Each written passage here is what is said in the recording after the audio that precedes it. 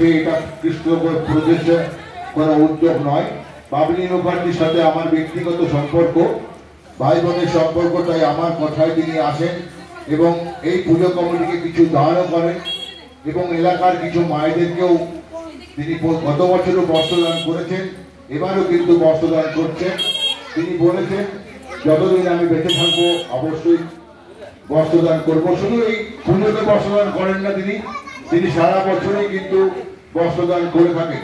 তিনি গতকালকেই তিনি ফিরেছেন। তিনি 1 মাস যাবৎ ব্যাঙ্গালোর, দিল্লি, কর্ণাটক, বেলোর, চেন্নাই, বহু দেশ, অনেক ভুটান পর্যন্ত গেছিলেন। একবারে পুরো বিভিন্ন জায়গায় কেস সেরে, ওই জন্য উনি নিজের শ্বশুর বাড়িতে থাকেন না। শ্বশুর বাড়িতে যান, কিন্তু উনি একটা পাশে একটা ফ্ল্যাটে থাকেন। একটা ফ্ল্যাটে থাকেন, যখন তখন বুঝতে পারবেন না, তো শ্বশুর পাশে তো তালা মেরে দেবে, ওই জন্য উনি পাশে একটা থাকেন। কিন্তু সমস্ত পরিষেবা তিনি শ্বশুর শাশুড়ি সবাইকে দেন। তিনি যে কাজটা করেন গত বছর বলেছিলাম, আবারও একটু নক করে দিচ্ছি, তিনি যে কোনো পরিবারের সমস্যা নিয়ে তার কাছে গেলে তিনি সমাধানের সূত্র বার করেন। তিনি চেষ্টা করেন তিনি সমাধান করার, সেটা পারিবারিক অশান্তি হোক, যে কোনো বিবাদ হোক। তবে দূরে যে গেলে, যেখানে গেলেন, দিল্লি গেলেন, ব্যাঙ্গালোর গেলেন, কর্ণাটক গেলেন, সেখানেও কিন্তু বিভিন্ন কেস সামনে তিনি আসছিলেন। সেখানে যেতে গেলে তার তো খরচা লাগে, ট্রেন ভাড়া, গাড়ি ভাড়া। এই যে গাড়িটা যে নিয়ে এসছেন, এই গাড়িটা করে কিন্তু তিনি দিল্লি ঘুরে আসেন। এই গাড়িতে করেই তার এই গাড়ির ভুলের খরচাটা তিনি নেন। তার কাছ থেকে সমাধান যদি হয় অবশ্যই তার কাছ থেকে নেন, সমাধান না হলে তিনি নেন না। তাছাড়া কোনো খরচ তিনি নেন না। কিন্তু লোকালে কোনো মানুষের অসুবিধা হলে, সমস্যা হলে তিনি কিন্তু সমাধান করেন একদম নিখরচা। এটা কেন করে আমি জানি না। সমাজে স্বামী স্ত্রী অশান্তি, পারিবারিক অশান্তি, শাশুড়ি মায়ের অশান্তি, সংসারে বিবাদ, কোর্ট, স্বামী স্ত্রী, বাচ্চা আলাদা হয়ে গেছে, বাবা মা ডিভোর্স হয়ে গেছে, বিভিন্ন সমস্যা হয়। কিন্তু সেই সমস্যাগুলোকে মিটিয়ে ফেলেনি, কোর্টে পর্যন্ত চলে যায়। সেই কেস কোর্ট থেকে তিনি লড়াই করে মিটিয়ে সেই স্বামী স্ত্রীকে এক করে, তার সন্তানকে এক করে দেয় এবং সেটাই তার মনে আনন্দ পায় যে সংসার, আমরা খবর করেছিলাম, ভাঙা সংসার জোড়া লাগায়। সেটা কোর্ট মারফত না, নিজের কথায়, নিজের প্রচেষ্টা এটা তিনি করেন। আর সমাজের সব রকম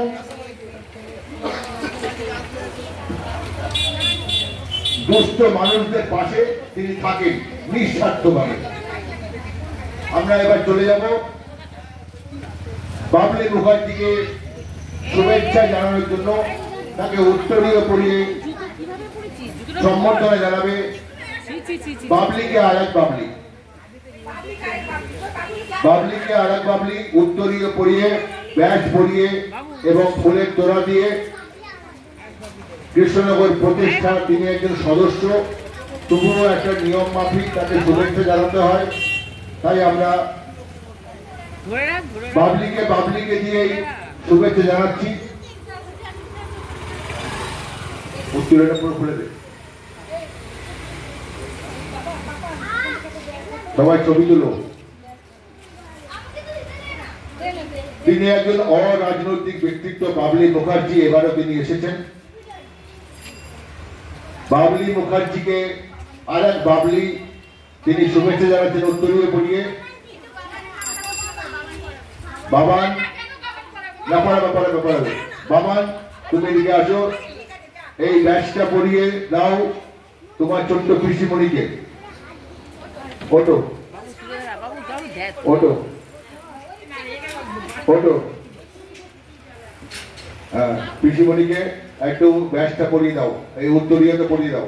হ্যাঁ, পরিয়ে দাও। আমি বাচ্চাদের নিয়ে ভালোবাসি, বাচ্চারা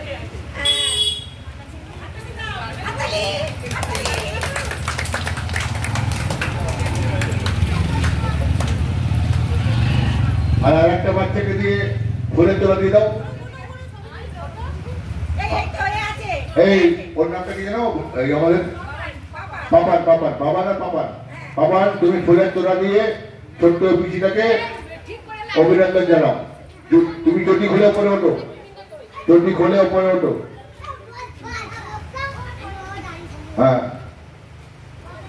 চটি খুলে উঠে ওঠো। দিয়ে বাবলি এই আরেকজন আছে পাপান, হ্যাঁ, ফুলের তোলা দিয়ে শুভেচ্ছা জানাচ্ছে। হ্যাঁ,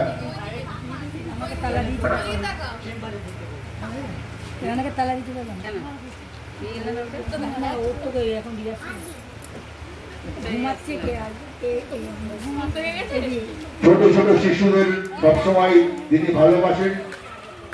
বাবলি মুখার্জি তার একটা পুত্র সন্তান আছে, তিনি পড়াশোনা করেন।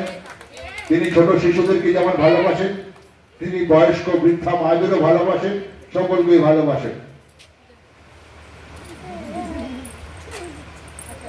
তিনি বাবলি মুখার্জি আগামীকালও আসবেন। আজকে 15 জনকে কুপন দেওয়া হয়েছে, তারা 15 জনকে আজকে মায়েদেরকে শাড়ি দেবেন। আগামীকাল যাদেরকে 15 জনকে শাড়ি দেওয়া হবে তাদেরকে কুপন বাড়িতে বাড়িতে পৌঁছে দেওয়া হয়েছে, তারা কিন্তু পৌঁছে দেবে। তার আগে এই পর্ব চলাকালীন আমরা দুটো একটা কথা শুনে নিই। বিশিষ্ট সমাজসেবী, এখন কিন্তু নদিয়ার মধ্যে সীমাবদ্ধ নয়, সারা ভারতবর্ষ দাপিয়ে বেড়াচ্ছে এই বাবলি মুখার্জি। তার কাছ থেকে শুনে নিই তার কিছু এই প্রচেষ্টার কথা, তার অভিজ্ঞতার কথা একটু শেয়ার করার জন্য। প্রত্যেকেরই জানানো উচিত বা আমিও জানাবো। আমরা তিলোত্তমার আত্মার শান্তি কামনা করি। সবকিছু করছি, আসছি যাচ্ছি, সবকিছু করছি, কাজ তো করতেই হবে, পেট আছে, পেটও চালাতে হবে, কাজও করতে হবে। কিন্তু আজকে সারা ভারতবর্ষ ব্যাপী আমরাও চাই তিলোত্তমার বিচার পাক। এখানেই আমাদের ব্যানার আছে কৃষ্ণনগর প্রচেষ্টার পক্ষ থেকে। আমিও চাই তিলোত্তমার আত্মার শান্তি কামনা করি এবং আপনারাও তিলোত্তমার আত্মার শান্তি কামনা করবেন। সর্বপ্রথম সকলে যে যেখানেই বসে রয়েছেন বা দাঁড়িয়ে রয়েছেন, আমরা 1 মিনিট, আমাকে দাদাভাই স্মরণ করে দেবে 1 মিনিট হয়ে গেছে, আমি তো ঘড়ি দেখতে পাচ্ছি না, তো 1 মিনিট নীরবতা পালন করবো সবাই আমরা, ঠিক আছে? সবাই যে যেখানে আছো পুচকুড়া, সবাই আমরা 1 মিনিট নীরবতা পালন করব তিলোত্তমার আত্মার শান্তি কামনার জন্য। চলুন সকলে একটু উঠে দাঁড়াই। যে যেখানে আছো সকল মায়েরা, মায়েদের, বোনেদের, মা উঠে আসো, উঠে দাঁড়াও একটু, সকলে উঠে দাঁড়াও। যে যেখানে আছো হাত পাশে রেখে 1 মিনিট মাথা নিচু করে তিলোত্তমার আত্মার শান্তি কামনা সকলে আমরা করব। হ্যাঁ,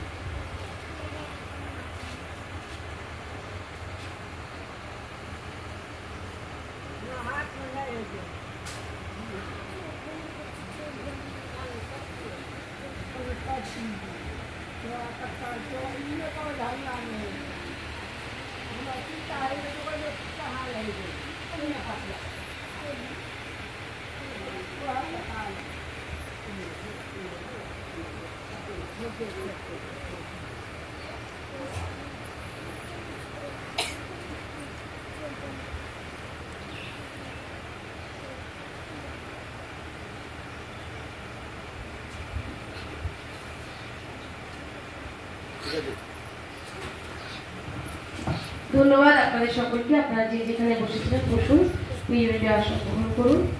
দুটোর কথা বলি, ডাক্তারদের যে আন্দোলন চলছে, ডাক্তারদের আন্দোলন সফল হোক।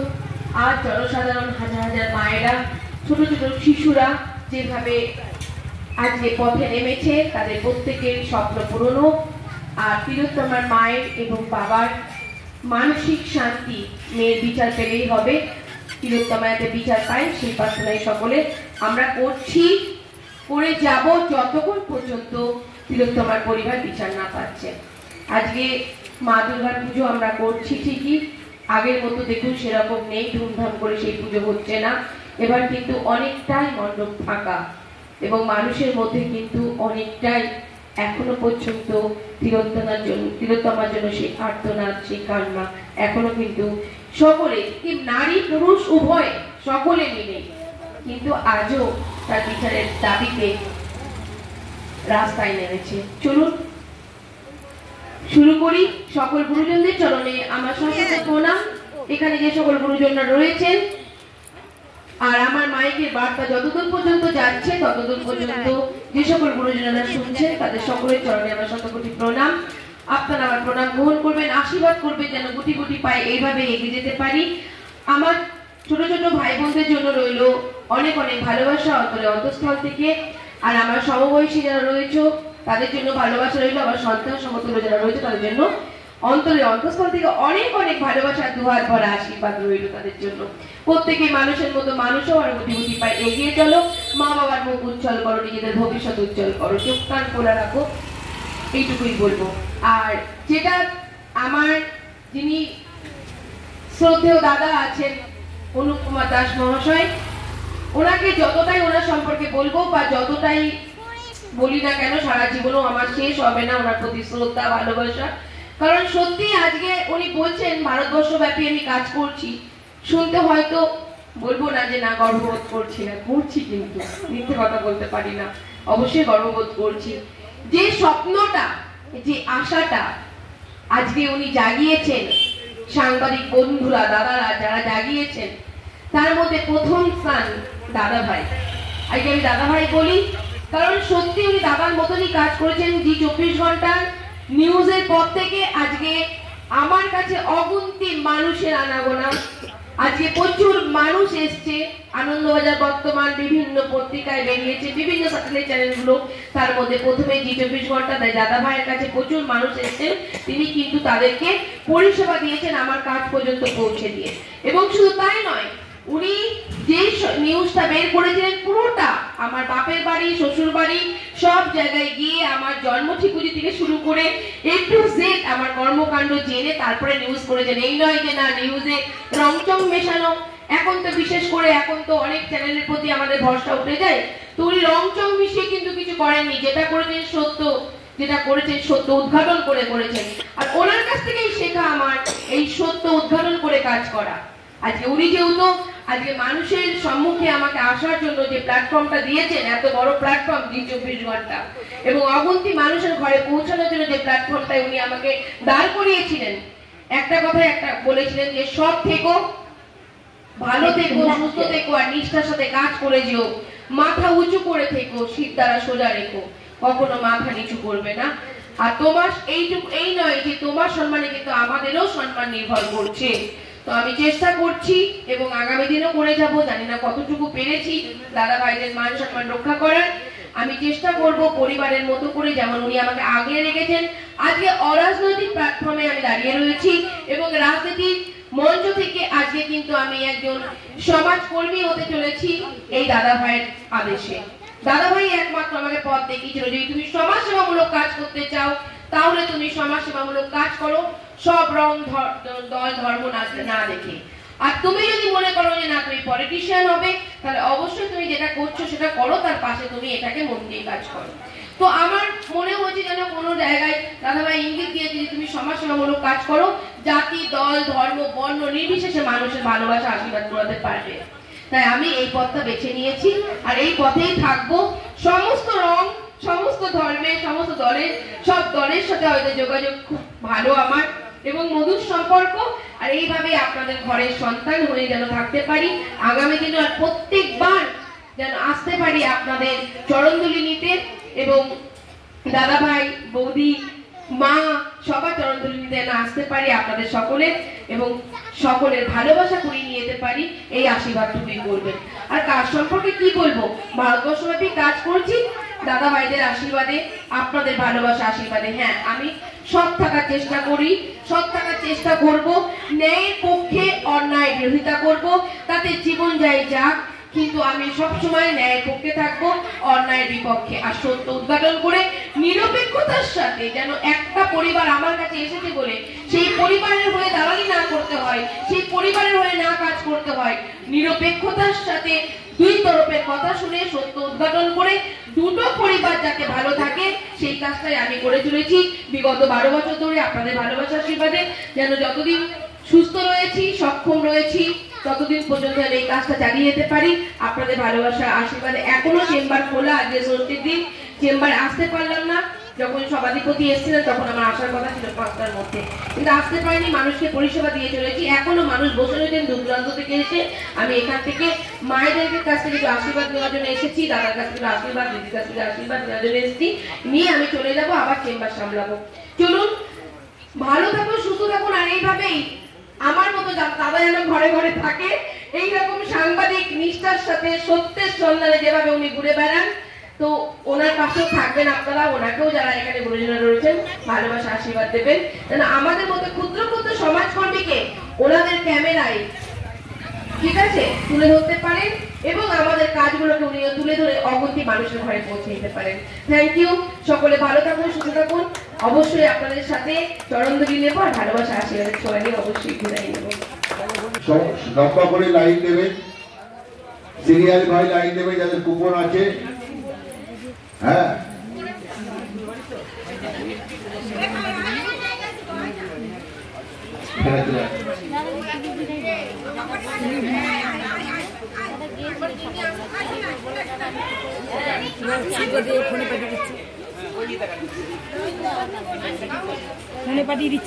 বাবলি মুখার্জি তার নিজস্ব সামর্থ্য অনুযায়ী এই মায়েদের বাবাদেরকে বস্ত্র দান করছে আজ পঞ্চমী। যারা এই শাড়ি পরে নতুন পুজো দেখতে পারে তার জন্য ব্যবস্থা গ্রহণ করেছে। প্রত্যেকে তাঁতের শাড়ি দিচ্ছে। এবার আজকে আমরা 15 জনকে দিচ্ছি, আগামীকাল আরো 15 জনকে সব শাড়ি দেব।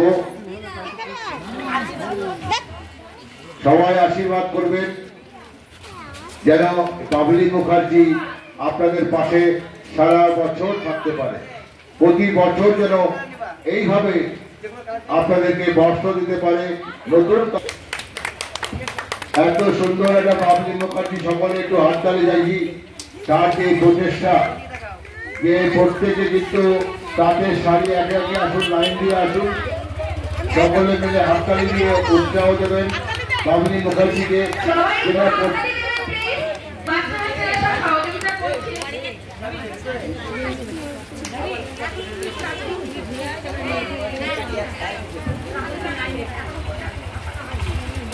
সকলে দূর থেকে আশীর্বাদ করুন।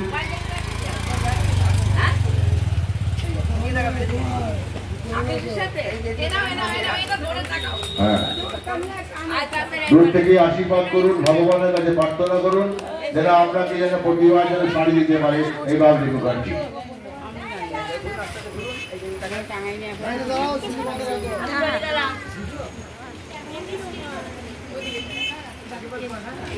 সকলে আশীর্বাদ করবেন বাবলি মুখার্জি যেন অনেক বড় হয়।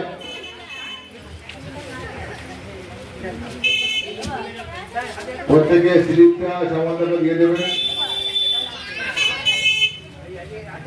যে মায়েরা তাদেরকে একটা বস্ত্র দান করছে, এই বস্ত্র পরে নতুন পুজো দেখবেন এই আশা রাখে বাবলি মুখার্জি যে আপনারাও নতুন শাড়ি পরে প্রতিমা দর্শন করুন, ঠাকুর দেখুন। বাবলি মুখার্জি তিনি যখন নতুন শাড়ি পরেন আপনাদের কথাও চিন্তা করেন। তার যতটুকু সামর্থ্য, হয়তো তার ইচ্ছা হয় এলাকার সকলকে শাড়ি কাপড় দেওয়ার, কিন্তু তার সামর্থ্য তাই তিনি যতটুকু পারেন তাদের শাড়ি কিন্তু এবার দিচ্ছেন। প্রত্যেকে কিন্তু তাকে আশীর্বাদ করবেন, দুর্গা মায়ের কাছে প্রার্থনা করবেন যে বাবলি মুখার্জি সমাজসেবী, সমাজসেবী, তিনি যেন প্রতি বছর আপনাদের পাশে থাকতে পারে। আপনাদের যে কোনো প্রয়োজন হলে কৃষ্ণনগর বাস স্ট্যান্ডে তার চেম্বার রয়েছে, সেখানে আপনারা যেতে পারেন। আপনাদের অবশ্যই আপনাদের সহযোগিতা করবে। দুরাত মাথায় দিয়ে আশীর্বাদ করুন যেন বাবলি মুখার্জি আপনাদেরকে আবারও শাড়ি দিতে পারে। সবাই একটু হাততালি দিয়ে অভিনন্দন জানাবেন। এত একটা সুন্দর পরিবেশ, এই গরিব বলে কেউ নেই, আমরা কিন্তু সকলেই মানুষ। কারোর হয়তো পুজোর সময় জামা কাপড় কেনার ক্ষমতা থাকে, কারোর হয়তো ক্ষমতা থাকে না, কিন্তু সকলেই কিন্তু আমরা মানুষ। এই বাংলার মানুষ, এই দেশের মানুষ। এই মানুষের পাশে মানুষই থাকতে হয়, মানুষের পাশে অন্য কেউ থাকে না। তাই মানুষের পাশে মানুষ থাকতে গেলে হয়তো পরিস্থিতির শিকার হয়েছে এই মুহূর্তে।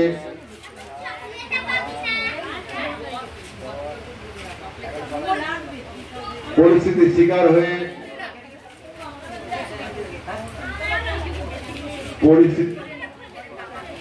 পরিস্থিতির শিকার হয়ে অনেকে হয়তো এই পজিশন, কিন্তু সকলেই আমরা মানুষ, এটা ভাবতে হবে। আজকে নতুন জামা কাপড় সবাই পরবে, আপনারাও পরবেন।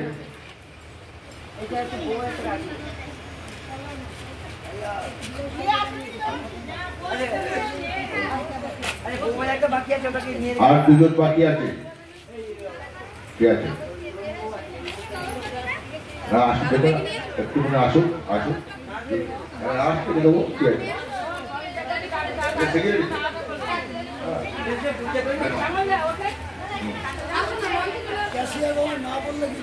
না না, সেক্রেটারি আমি তো কোনো ব্যাপার না, আমি সবসময় ছবি তুলি।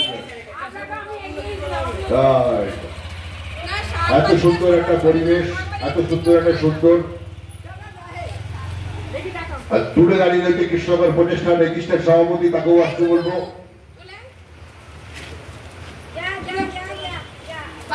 সুনীল আমাদের মধ্যে থাকুক সবসময়। আর সুনীলদা আমাদের এই এলাকার বলাশালে কৃষ্ণনগরের এই যে পুজোটা, তার ভূমিকা কিন্তু সবচেয়ে বিরাট ভূমিকা। কারণ তিনি বাড়ি বাড়ি নামটা জানেন, কে কত টাকা চাঁদা দেন সেটা জানেন। এটা কিন্তু আমার পক্ষে সম্ভব হয় না। তাই এই সুনীলদাই আমাদেরকে নিয়ে গিয়ে, আর শ্যামলদা, এই দুজন,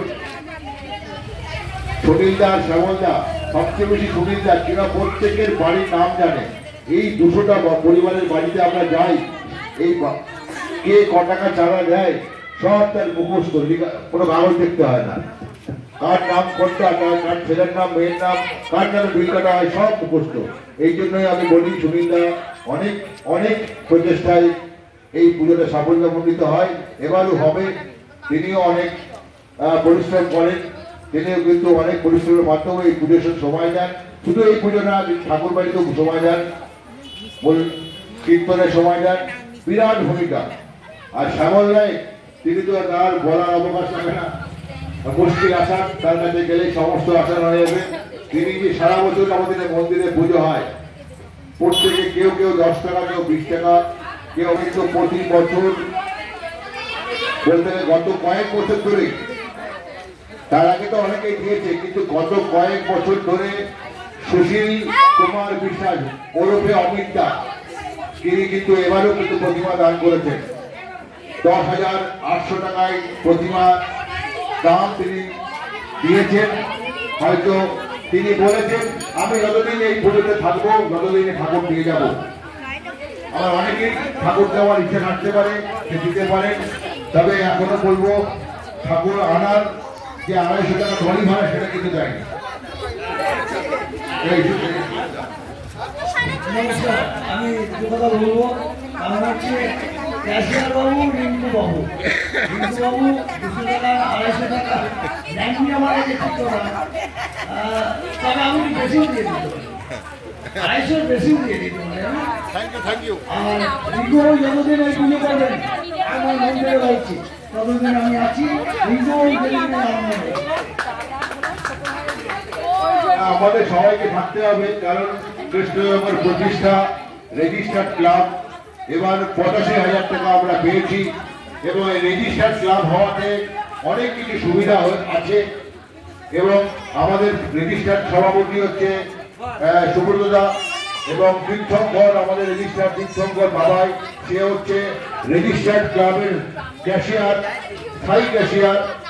আর হচ্ছে সম্পাদক হচ্ছে আমি, অনুপ কুমার দাস, সেটা হচ্ছে রেজিস্টার্ড ক্লাবের স্থায়ী। এছাড়া আমাদের ব্যাংক অ্যাকাউন্ট আছে, ব্যাংক অফ ইন্ডিয়ার ব্যাংক অ্যাকাউন্ট, গত বছরই সেই ব্যাংক অ্যাকাউন্ট খোলা হয়েছে।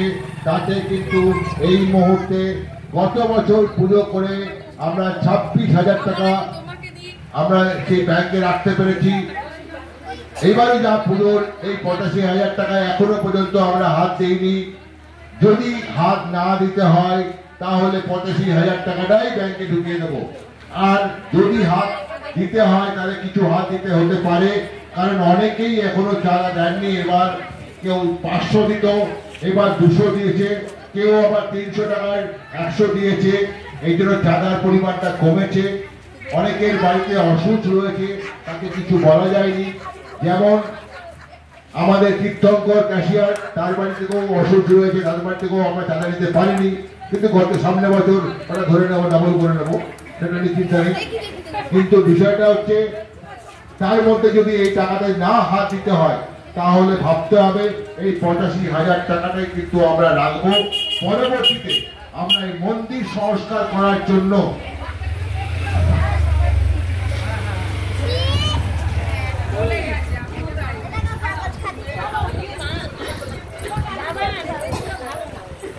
আমাদের মন্দির সংস্কারটা করতে হবে। বাবলি মুখার্জি এই যে বস্ত্র দান করে না শুধু, বাবলি মুখার্জি বেশ একটা মোটা অঙ্কের টাকা কিন্তু আমাদেরকে দিয়ে যায়। এবং এই মন্দির উন্নয়নের জন্য, অর্থাৎ মন্দিরটা ভাঙতে হবে, মন্দিরটা উঁচু করতে হবে, মন্দিরকে টাইলস বসাতে হবে। এইটা আমরা করার জন্য আমাদের প্রায় বেশ মোটা অঙ্কের টাকা দরকার। তাই আমরা চেষ্টা করছি টাকাটা জমিয়ে। আর এলাকার সহৃদয় মানুষ যারা রয়েছেন, যারা ইচ্ছুক মন্দিরটা ভালো হোক,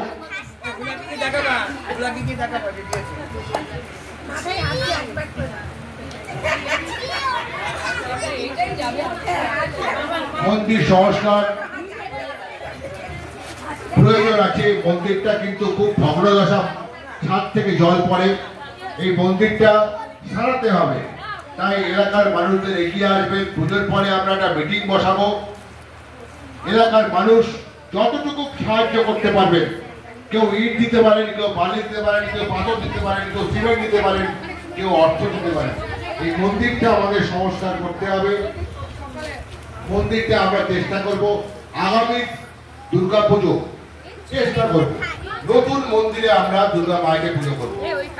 সেই মন্দির সংস্কারের জন্য এলাকার মানুষকে এগিয়ে আসতে হবে।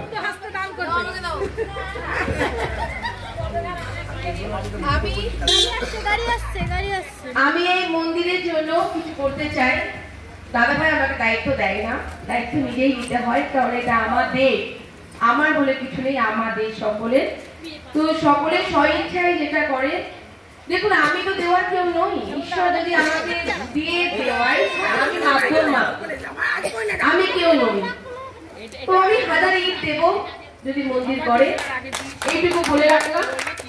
জানি না কি ব্যাপার, কি বিখ্যাত সম্পর্কে কিছু জানি না, কিন্তু আমার মন বললো আমি 1000 ইট দেবো মন্দিরের জন্য।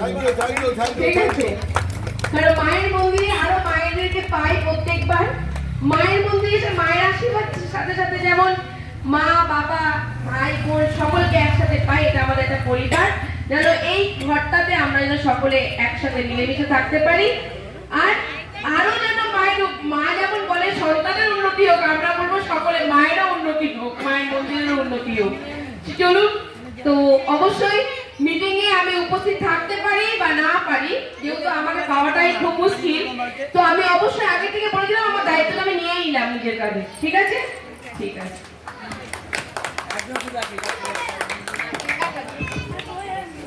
আমরা কিন্তু গ্রহণ করলাম, প্রথম তিনি শুরু করলেন 1000 ইট দেবেন। আর 1000 ইট মানে কিন্তু খুব অনেক টাকা, অর্থাৎ প্রায় কিন্তু 15 থেকে 16,000 টাকা এখনকার বাজারে। উনি প্রথম শুরু করলেন এই সংস্কারে, এই মন্দিরে 1000 ইট। এটা আমাদের কাছে চির একজন ইতিহাস হয়ে থাকবে। আমরা চাই তিনি প্রথম এই 1000 ইট দিয়েছেন, তার নামও আমি খোদাই করে লিখে দেবো শ্বেত পাথরে যে বাবলি মুখার্জি 1000 ইট দান করেছিলেন। তাই এলাকার মানুষদেরকে বলবো আপনারা সকলে এগিয়ে আসবেন। এই মন্দির কিন্তু আমরা সংস্কার করব। আমরা চাই এই মন্দির শ্বেত পাথরের মেঝে হবে, মন্দির উঁচু হবে এবং আরো কিন্তু দেখতে সুন্দর হবে। মানে মন্দিরটার অবস্থা খুব খারাপ। মন্দিরটার বয়স আমার বয়সের সমান হয়ে গেছে, তাই হ্যাঁ মন্দিরের অবস্থা খুব খারাপ। তাই মন্দিরটাকে পুরো আমাদের ভেঙে তুলে ফেলতে হবে। প্রথম সময় যিনি করলেন, শুভ সন্ধ্যা। প্রচেষ্টা সার্বজনীন দুর্গোৎসবে সান্ধ্যকালীন শুভ পঞ্চমী আজকে যে বস্ত্র বিতরণ যে অনুষ্ঠান অনুষ্ঠিত হচ্ছে, আপনারা সকলে অবগত হয়েছেন যে আমাদের কৃষ্ণ নাগরিক সমাজকর্মী শুধুমাত্র কৃষ্ণনগর নয়, শুধুমাত্র নদীয়া জেলা নয়, পশ্চিমবঙ্গের বাইরে গোটা ভারতবর্ষে তার বিচরণ মানুষের কল্যাণের জন্য, জনকল্যাণের জন্য, সমাজে আত্ম অসহায় মানুষের পাশে দাঁড়াবার জন্য যে সংকল্প, যে ব্রত তিনি গ্রহণ করেছেন, তার একটি সোপান, তার একটি পথ হচ্ছে আজকে আমাদের এখানে এসে তার যে ক্রিয়াকর্ম। অর্থাৎ এই কাজকর্মের মধ্যে দিয়ে একটা কথা আছে, চলচিত্তং চল বৃত্তং চল জীবন যৌবন চলাচল মৃদম কীর্তি যস্য সজীবন। কাজ যদি মানুষ করে তার নিজের চলার মধ্যে দিয়ে, তাহলে সে চিরকাল আমাদের মধ্যে থাকবে। বাবলি মুখার্জি এখানে একটা মন্দির তৈরি হবে, আমরা এখানে সবাই বসবাস করি, এটা ভাবার আমি ভাবতে পারছি না, যেটা আমাদের কাছে কত বড় ঘটনা যে সে আজকে এখানে এসছে, আমাদের কাছে শুধুমাত্র একটু শুনেছে গানে, শুনে তিনি প্রথম যে কাজটা করলেন যেটা হয়তো আমরা পারিনি, প্রথম কাজটা তিনি করলেন, কোনো একটা কাজের প্রথম তিনি সূচনা করেন, তার সোপান, তার রাস্তা, তার পথকে তিনি এগিয়ে দেন, সেই জায়গাটা উনি আজকে দখল করে নিলেন তার নিজের ঈশ্বরে, তার রসিকতা। আমাদের কাছে নিশ্চিতভাবে আমি প্রচেষ্টার সার্বজনীন এই যে আমাদের কমিটি, তার সভাপতি হিসাবে শুধু নয়, আমাদের প্রচেষ্টার কার্যকরী সমিতির সকল সদস্য, এলাকার অধিবাসী বৃন্দ সকলের পক্ষ থেকে তাকে এগিয়ে চলার শুভ কামনা করি। আগামী দিনে তার চলার পথ আরো উন্নতি হোক, তিনি এগিয়ে চলুন। ধন্যবাদ বাবলি মুখার্জি মহাশয়। Thank you. আর দাদা ভাইয়ের কথার সাথে সাথে যখন ওই শ্বেত পাথরের যে নাম লেখার ব্যাপারটা হলো, তো আমি এখনই বলে রাখছি, এটা আমার দীর্ঘদিনের খুব ইচ্ছে ছিল, খুব মনে পড়ে আছে মায়ের কথা। দেখুন, মা শিক্ষা দীক্ষা দিয়েছে মা বাবা, তার জন্যই হয়তো এগোতে পারছি। প্রত্যেকবারই মায়ের কথা মনে পড়ে, তখনই চোখে জল আসে। তো আমি মায়ের নামটা মন্দিরে খোদাই করতে চাই, এবং শ্বেত পাথরের জন্য যতটুকু দরকার আমি আমার তরফ থেকে জীবনে অনেক করেছি, অনেক পেয়েছি। আমি না চাইতে কখনো কিছু পেয়েছি এই পৃথিবী থেকে, এই মানুষের কাছ থেকে। আমার মানুষই সব, আমার অ্যাসেট মানুষ। আমার পুজো আচরার দিন বলে কিছু নেই, আমার পুজো আচরার দিন মানেই মানুষ, মানুষের বিপদে ছুটে যাওয়া। আমার বলে কিছু নেই। আমি মনে করি আমার সংসার, আমার ঘর, আমার পরিবার, আমরা সবাই মিলে, ঠিক আছে? আমার স্বামী, সন্তান, শ্বশুর শাশুড়ি, বাবা মা, ভাই বোন নয়, আপনারা সকলেও তার মেম্বার। আর আমি এই জন্যই গুটি গুটি পায়ে ফেসবুক লাইভ করে যে কাজগুলো করি, কারণ ফেসবুক লাইভে যারা রয়েছেন এখনো পর্যন্ত, তাদের ভালোবাসা, তাদের আশীর্বাদ অনেক মানুষের ঘরে পৌঁছাতে পেরেছি। তাদের চরণেও, গুরুজনদের চরণেও আমার প্রণাম। ছোটদের জন্য অন্তর থেকে অনেক অনেক ভালোবাসা, দোয়ার বড় আশীর্বাদ। আর সহবাসী রয়েছে তাদের জন্য অনেক অনেক ভালোবাসা। অনেকক্ষণ ধরে দেখছো সেই চেম্বার চলছে, এখনো তোমরা আছো সাথে, তোমাদের জন্য জানালাম। আর আরেকটা কথা বলছি, আমি মায়ের মায়ের জন্য, এটা মাকে স্মরণ করে আমি কিছু করব, সেটা আমি যখন মিটিং হবে দাদা ভাইয়ের সাথে আলোচনা করে, এখন কি করবে না করবে আমি জানি না, তো তখন আমি সেটা মায়ের নামে উৎসর্গ করতে চাই, ঠিক আছে? আর নিশ্চিতভাবে আমরা প্রচেষ্টা সার্বজনীন যে আমাদের কমিটি, তার পক্ষ থেকে আমরা জানাচ্ছি যে এটা আমরাকে গ্রহণ করলাম, তার যে মনের ইচ্ছা, যে বাসনা, নিশ্চিতভাবে তাকে আমরা মর্যাদা দেব। সকলকে অনেক অনেক ধন্যবাদ। এই আজকের যে দ্বিতীয় পর্ব, সেই পর্বের এই সমাপ্তি করলাম। পরবর্তীতে আমাদের অনুষ্ঠান পরপর হবে, আপনারা শুনতে থাকুন, অপেক্ষায় থাকুন। ধন্যবাদ।